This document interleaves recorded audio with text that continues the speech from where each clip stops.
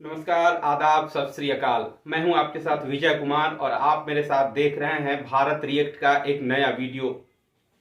दोस्तों, world innovation index में भारत ने छलांग लगाई है। 2019 में भारत 52वें नंबर पर था और 2020 की जो रैंकिंग जारी की गई है इस साल 2021 में, उसमें भारत 48वें नंबर पर पहुंच गया है। इसी को लेकर पाकिस्तान की मशहूर एंकर रिबाहा इमरान के चैनल पर एक वीडियो जारी किया गया है और इस वीडियो में एंकर ने पाकिस्तान के लोगों से बात की है और जानने की कोशिश की है कि आखिर क्या वजह है कि भारत वर्ल्ड इनोवेशन इंडेक्स में 48वें नंबर पर है जबकि पाकिस्तान 130वें नंबर पर। आइए इस वीडियो को शुरू करते हैं और लोगों की प्रतिक्रिया जानते हैं, उसके बाद हम इस पर अपना रिएक्शन देंगे।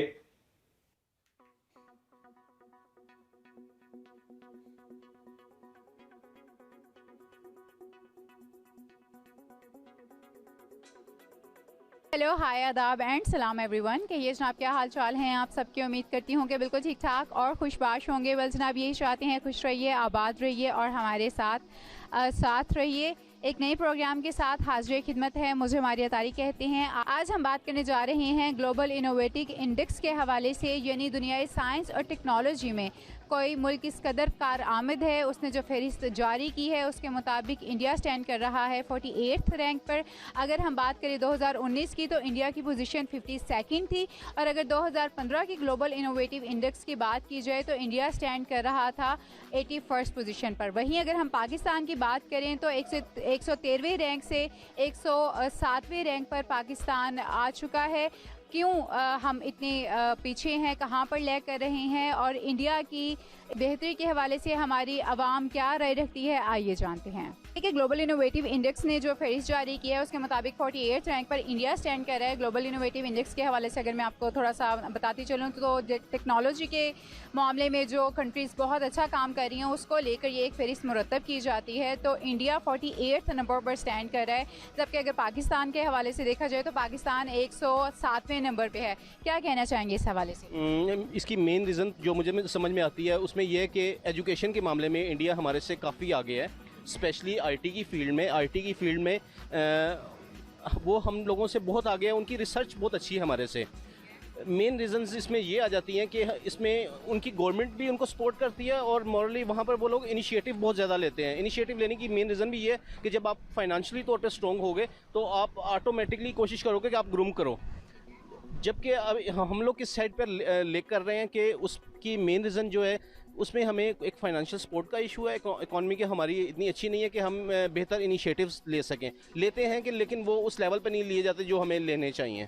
ठीक है, तो आपने जिस तरह से बात की कि हम लोग बेहतर तरीके से इनिशिएटिव नहीं लेते क्योंकि इकोनॉमिकली हम लोग इतने स्ट्रांग नहीं हैं, तो हम क्यों इकोनॉमिकली इतने स्ट्रांग नहीं हैं? ये तो हमारी गवर्नमेंट को ही हमें जवाब देना चाहिए, क्योंकि हम लोग आप एक सर्वे भी मैंने पिछले दिनों में पढ़ रहा था, उसके अंदर जो जॉब्स करने वाले हैं वो ज़्यादातर मास्टर्स और एमफिल ग्रेजुएट्स होते हैं और उनके सैलरी लेवल आप चेक करें तो 40, 50, 60 की रेंज के अंदर वो खेल रहे होते हैं। जबकि आप अदर कंट्रीज़ के साथ उनको कंपैरिजन करें तो वो 100 मिलियन 1 लाख इजीली क्रॉस कर रहे होते हैं।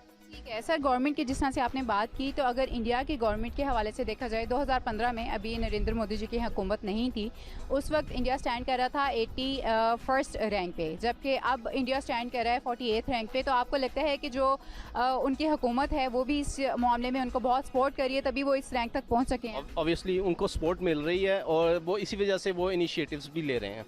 और हमारी साइड पे प्रॉब्लम ये बन रही है कि हमें गवर्नमेंट की तरफ से कोई सपोर्ट नहीं मिलती। इवन कि आप रोज़मर्रा के अखराजात की चीज़ें भी देख लें, घर की ये राशन बिजली पानी देख लें, तो वो उसके अंदर भी इतना ज़्यादा कस्टमर को उन्होंने कर दिया हुआ है कि आप लोग अपना किचन चलाएंगे या आप इन चीज़ों की तरफ फोकस करेंगे।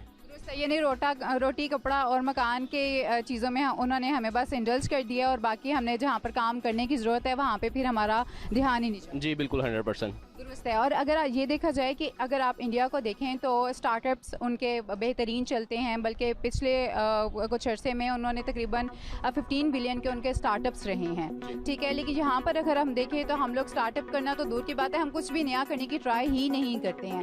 क्यों हम कहाँ पर हम लोग लैग कर रहे हैं? मेन इसकी रीज़न ये है कि हम लोग कोशिश करते हैं, लेकिन जहाँ पर आपकी फाइनेंशियल सपोर्ट ख़त्म हो जाए, मौके ऑटोमेटिकली ख़त्म हो जाते हैं। आपको फाइनेंशियल सपोर्ट थोड़ी बहुत ही मिलती रहे ना, गवर्नमेंट की तरफ से हो या किसी भी साइड से, आपको NGOs की साइड से हो, तो आप कुछ ना कुछ एफर्ट करते हैं। तो इंडिया के अंदर स्पेशली, अब मैं इस एंगल से यही कहूँगा कि स्पेशली अब IT की फील्ड है, IT के अंदर वो लोग इतना ग्रूम क्यों कर रहे हैं कि उनको बहुत ज़्यादा उसके अंदर सपोर्ट मिल रहा है गवर्नमेंट के एंड से भी, और ज़ाहिर बात है जब सपोर्ट मिलेगा तो आप इनिशिएटिव भी उसी तरीके से आप लेंगे। देखिए, सबसे पहले तो गवर्नमेंट को इसका वो करना चाहिए, इनिशिएटिव लेना चाहिए कि वैसे एक बात है कि इंडिया हमसे बहुत आगे है। एक तो उसकी यानी कि जो आबादी है वो ज़्यादा है हमसे, दूसरा टेक्नोलॉजी और उनकी करेंसी इम्प्रूव है हमसे, उनकी करेंसी ज़्यादा है हमसे, ठीक है ना। तो इधर करप्शन ज़्यादा है, उधर करप्शन नहीं है, बस इस चीज़ में देखें। बाकी हम डिपेंड करते हैं, एक सुई भी पाकिस्तान नहीं बना सकता, वो भी चाइना पे डिपेंड करता है। अगर हम इधर यानी कि मौके फ्राहम करेंगे, अगर इंडस्ट्रीज लगाएंगे तो तब ये पॉसिबल है। अगर हम ऐसे ही करप्शन करते रहेंगे और दूसरों पर डिपेंड नहीं करेंगे तो हम कभी तरक्की नहीं कर सकते। अच्छा सर, जिस तरह आपने अभी बात की कि यहाँ पर अगर इंडस्ट्रीज लगाए जाएंगी तो देखा जाता है कि इंडिया के जो स्टार्टअप्स हैं वो बहुत अच्छा लेकर चल रहे हैं। मतलब पिछले अरसे में उन्होंने तकरीबन 15 बिलियन की उन्होंने स्टार्टअप्स उन्होंने किए थे, जबकि अगर यहाँ पर देखा जाए तो हम कुछ भी नया उस तरह से नहीं कर पाते हैं। तो ऐसा क्यों है कि हमारे पास हमें कोई मौका नहीं मिलता, या क्या ऐसी रीज़न है कि हम स्टार्टअप करने से डरते हैं? गवर्नमेंट हमें अपॉर्चुनिटीज़ नहीं देती ना। देखें, सबसे पहली बात ये है कि करप्शन तो है, लेकिन अपॉर्चुनिटीज़ भी पैदा करनी चाहिए। गवर्नमेंट को फैसिलिटेट करना चाहिए जो शेयर होल्डर्स होते हैं उनको, ताकि इस चीज़ से यानी कि वो हम काबू पा सकें।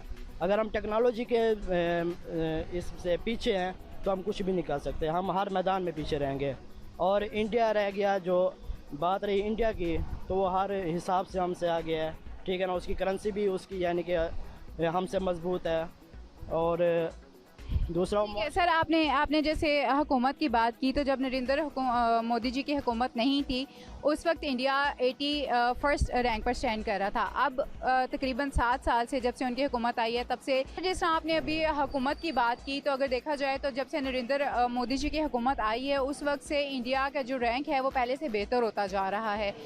लास्ट ईयर 2019 में उनका 52nd रैंक था, अब वो 48th रैंक पर स्टैंड करते हैं, जबकि पहले वो 89th 2015 के ग्लोबल इनोवेटिव इंडेक्स के मुताबिक वो 89th पोजीशन पर स्टैंड कर रहे थे। तो क्या आपको लगता है कि उनकी हुकूमत उनको सपोर्ट कर रही है, अपनी जो आवाम है उसको साथ लेकर चल रही है, तभी वो इतना बेहतर कर पा रही हैं? जी, जहाँ तक ये सवाल है तो उसके साथ इंटरनेशनल ताकतें भी हैं। ये देखें, पाकिस्तान के साथ कोई नहीं है सिवाय चीन के, ठीक है ना। अब अफगानिस्तान की जंग देख लें, पूरी दुनिया एक तरफ, पाकिस्तान एक तरफ, तो आखिर असर तो पड़ता है ना। जब उसको दूसरे ममालिक की सपोर्ट होगी तो फिर उनकी जो सर, हमारे ताल्लुकात क्यों बेहतर नहीं है दूसरे ममालिक के साथ? हमारे ताल्लुकात इसलिए बेहतर नहीं है कि हम यानी कि स्ट्रेट फारवर्ड ठहरते हैं।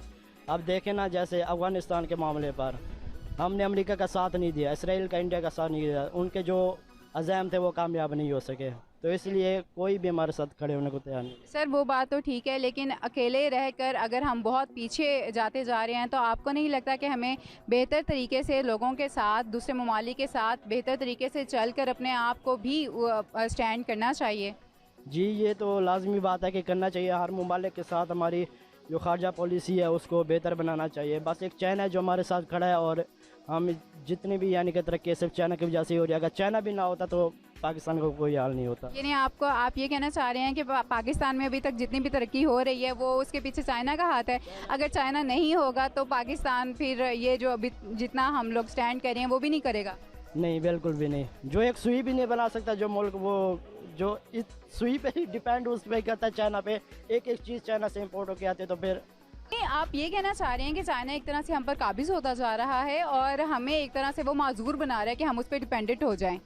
नहीं, ऐसी बात नहीं है। चाइना हमारा अच्छा दोस्त है और हर मुश्किल साथ में उसने हमारा, हर मुश्किल हालात में उसने हमारा साथ। लेकिन आपको नहीं लगता वो हमें पैरासाइट बना रहा है कि हम उस पर डिपेंड करें? उसकी मतलब सुई भी जैसे आपने कहा कि चाइना से बनकर आती है, तो ये नहीं हम पैरासाइट है ना, कि अगर वो सुई भी नहीं बना कर देगा तो हमारे पास तो वो भी नहीं होगी। ये बात तो है, वैसे ये बात ठीक है, लेकिन बस पाकिस्तान को चाहिए कि ऐसी इंडस्ट्री लगानी चाहिए और फैसिलिटेट करना चाहिए ताकि हम भी कुछ कर सकें, ताकि तो आपको लगता है कि नरेंद्र मोदी जी की जो हुकूमत है उनको भी हम क्रेडिट दे सकते हैं कि इतने मतलब 81st रैंक से 48th रैंक पर आना, इट्स अ बिग डील, तो आप उनको क्रेडिट देना चाहेंगे जी मैं इस बात का? जी देखें, बात यह है कि मुझे क्रेडिट देने की इस वजह से ज़रूरत नहीं है कि आपने खुद ही बता दिया कि वो रैंक 81st रैंक से वो 47 पे आए हैं, तो वो गवर्नमेंटली दुनिया ने उसको एक्सेप्ट किया है।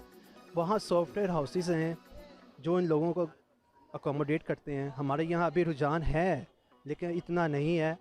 लोगों को जब रुझान होगा ना, लोगों को जॉब्स मिलेंगी, अकोमोडेट किया जा सकेगा, तो फिर लोग ऑटोमेटिकली एडवांसमेंट की तरफ जाएंगे, टेक्नोलॉजी की तरफ जाएंगे और हमारी रैंक इंशाल्लाह ताला फिर बेहतर होगी।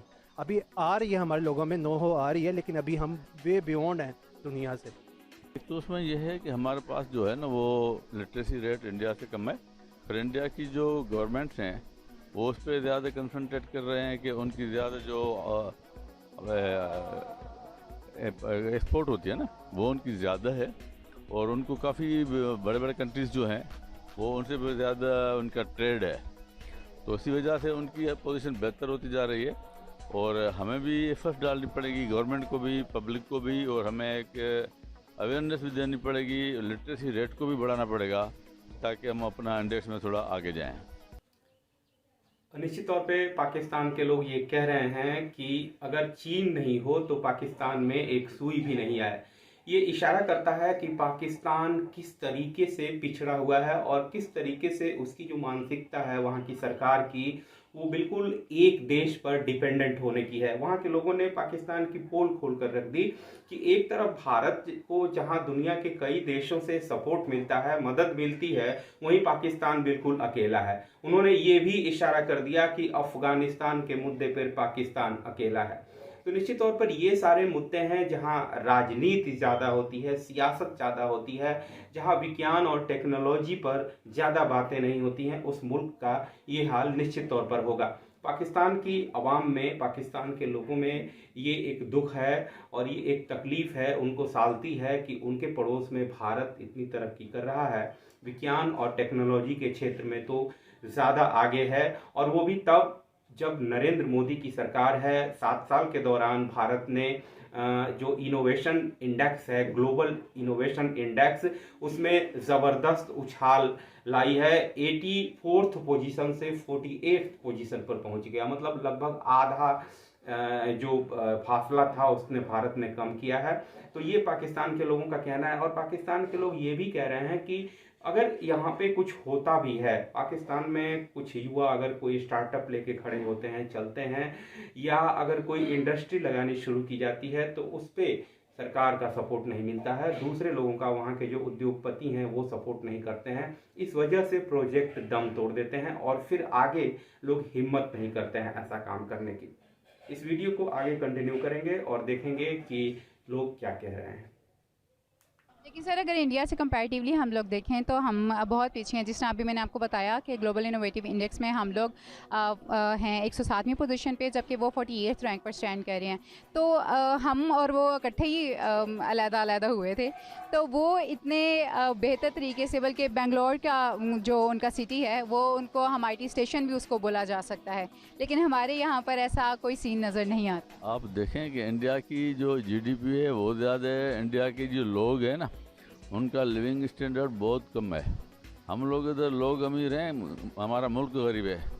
वहाँ पे उनका मुल्क अमीर है, उनके लोग जो है ना वो बस ऐसे दरमियाना चलते हैं, उनके कोई इतने एक्सपेंसेस नहीं है, इतना हाई लिविंग नहीं है। ये फ़र्क है, इसको ट्रेंड को चेंज करना पड़ेगा। लेकिन सर उसके बावजूद अगर वो दरमियाना रवि से रह रहे हैं, लेकिन उसके बावजूद वो IT की फील्ड में, मतलब आगे जो दुनिया है वो तो आपको पता है ही गैजेट्स की दुनिया है, तो उस चीज़ में तो वो लोग बहुत आगे जा रहे हैं ना, चाहे वो एक दरमियाने सतह पर ज़िंदगी गुजार रहे हैं। तो इसी वजह से जा रहे हैं ना कि गवर्नमेंट जो खर्चे हैं, एक्सपेंसेस हैं, वो उसी डायरेक्शन में ज़्यादा कर रही है। यानी आप ये कहना चाह रहे हैं कि जो उनकी हुकूमत है वो उनको इस चीज़ के लिए मौके दे रही है, सोर्सेज दे रही है, इंस्टीट्यूशन दे रही है और अकोमोडेट कर रही है, इसी वजह से वो लोग वहाँ पे ज़्यादा डाइवर्ट हो गए हैं, उधर जा रहे हैं। ठीक है सर, इसी के साथ मुझे दीजिए इजाज़त, अपना बेहद ख्याल रखिएगा। Thank you so much. तो आखिर में हम ये कह सकते हैं कि पाकिस्तान के लोगों ने अपनी सरकार को इसके लिए दोषी ठहराया कि वो ग्लोबल इनोवेशन इंडेक्स में क्यों इतनी पीछे है, क्योंकि वहाँ पर माहौल नहीं है, तकनीक का माहौल नहीं है, इंफॉर्मेशन टेक्नोलॉजी का माहौल नहीं है, पढ़ाई का। कई लोगों ने ये भी कहा कि साक्षरता दर में भी पाकिस्तान काफ़ी पीछे है। तो इसकी वजह से पड़ोसी देश पाकिस्तान भारत की तुलना में इनोवेशन इंडेक्स में, जो ग्लोबल इनोवेशन इंडेक्स है, उसमें काफ़ी पीछे है और भारत इसमें काफ़ी आगे है। वहाँ के लोगों ने, खासतौर पे युवाओं ने सरकार से, वहाँ की जो सरकार है, वहाँ के जो राजनीतिज्ञ हैं, उनसे कहा है कि तकनीक को, विज्ञान को और शिक्षा को बढ़ावा दिया जाए ताकि पाकिस्तान भी इस क्षेत्र में आगे बढ़ सके। इस वीडियो को हम यहीं समाप्त करते हैं और आपसे इजाज़त लेते हैं, लेकिन इसके साथ ही गुजारिश करते हैं कि हमारे वीडियो को शेयर करें, लाइक करें और हमारे चैनल को सब्सक्राइब करें। हमारे वीडियो पर कमेंट भी करें। नमस्कार।